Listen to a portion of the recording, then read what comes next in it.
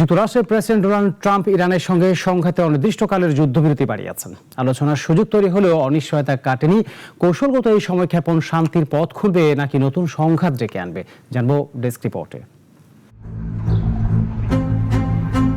ওয়াশিংটনে গত মঙ্গলবার দিনটি শুরু হয়েছিল ব্যাপক কূটনৈতিক তৎপরতার মধ্য দিয়ে। ইরান ও যুক্তরাষ্ট্রের মধ্যে পরবর্তী দফার শান্তি আলোচনার জন্য ভাইস প্রেসিডেন্ট জেডি ভ্যান্সকে ইসলামাবাদে নিয়ে যেতে প্রস্তুত ছিল এয়ারফোর্স 2। কিন্তু কয়েক ঘন্টার মধ্যেই সেই পরিকল্পনা ভেস্তে যায়। এয়ারফোর্স 2 উড্ডয়ন করেনি এবং আলোচনাও স্থগিত হয়ে যায়। পরিস্থিতির মোড় ঘুরিয়ে প্রেসিডেন্ট ডোনাল্ড ট্রাম্প ঘোষণা দেন, ইরানের সঙ্গে যুদ্ধবিরতির মেয়াদ অনির্দিষ্টকালের জন্য বাড়ানো হচ্ছে। ট্রাম্প বলেন, তেহরানকে একটি ঐক্যবদ্ধ প্রস্তাব তৈরির সুযোগ দিতেই এই সিদ্ধান্ত। তবে বিশ্লেষকদের মতে এটি কেবল শান্তির উদ্যোগ নয়, বরং একটি সময় নেয়ার কৌশল।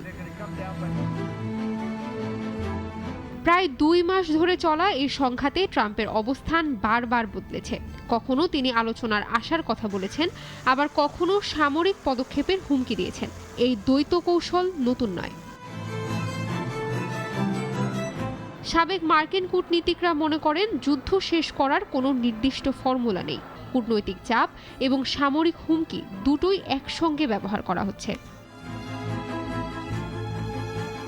অন্যদিকে মধ্যপ্রাচ্য বিশ্লেষকরা বলছেন, এই সিদ্ধান্ত বাস্তবসম্মত হলেও এটি অনিশ্চয়তা আরও বাড়িয়েছে। যুক্তরাষ্ট্রের অভ্যন্তরীণ অর্থনৈতিক চাপ এবং রাজনৈতিক বাস্তবতাও ট্রাম্পের উপর প্রভাব ফেলছে। এদিকে ইরান এখনও তাদের অবস্থানে অনড়। পারমাণবিক কর্মসূচি বা আঞ্চলিক প্রভাব কমানোর কোনো ইঙ্গিত নেই। হরমুজ প্রণালীতেও মার্কিন অবরোধ নিয়েও তারা কঠোর অবস্থান নিয়েছে। ফলে প্রশ্ন থেকেই যাচ্ছে, এই যুদ্ধবিরতি কি সত্যিই শান্তির পথ তৈরি করবে, নাকি এটি কেবল বড় সংঘাতের আগে সাময়িক বিরতি?